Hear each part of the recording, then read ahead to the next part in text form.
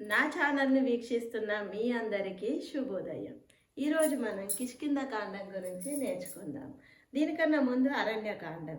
అరణ్యకాండంలో రాముడు విరాధుణ్ణి కలిసిండు, ఆయనకి ముక్తి ప్రసాదించిండు, అంత్యక్రియలు కూడా చేయడం జరిగింది.